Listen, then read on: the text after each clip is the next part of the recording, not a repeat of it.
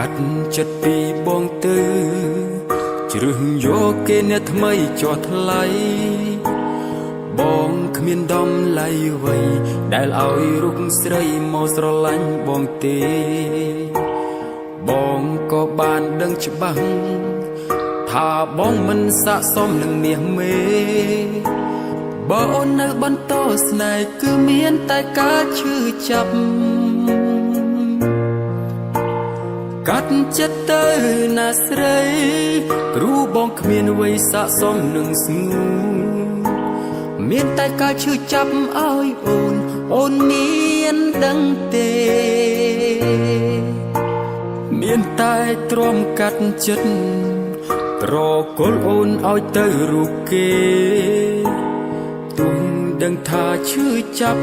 ក៏បងសុខចិត្តដើម្បីក្តីសុខអូនណាថ្លៃ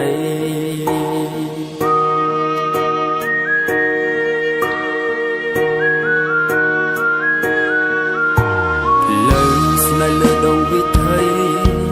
អ្វីក៏មិនអាចថិតថេរជីវិតបងពេលនេះគឺមានតែបញ្ហាមិនចេះចប់ឡើយលើដែលបានដើរហួសហើយមិនអាចនឹងបកក្រោយទេថ្លៃទោះអូននៅជាមួយបងក៏គ្មាននៃអ្វីទេអូព្រោះជីវិតបងពេលនេះបានដើរដល់ចំណុចត្រូវសូមទើបបងទ្រាំលះបង់អូនឲ្យទៅគេទាំងឈឺចាប់ជានេះបងគ្មាននិស្ស័យនឹងបានមើលថែរូបស្រីទៀតទេបងភ្លេចបងចោលមាសមេរស់នៅនឹងគេឲ្យបានក្តីសុខណាអូ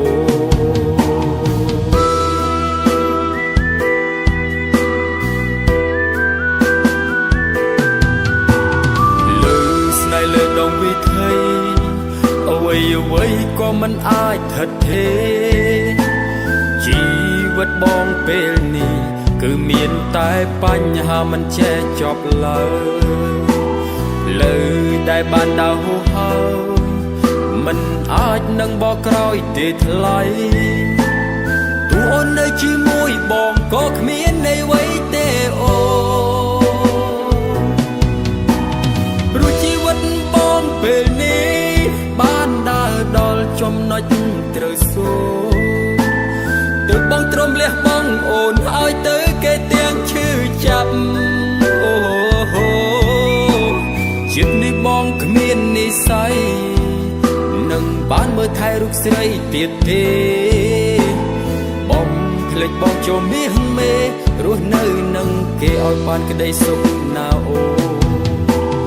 បងភ្លេចបងចោលមាសមេរស់នៅនឹងគេឲ្យបានក្តីសុខណាអូ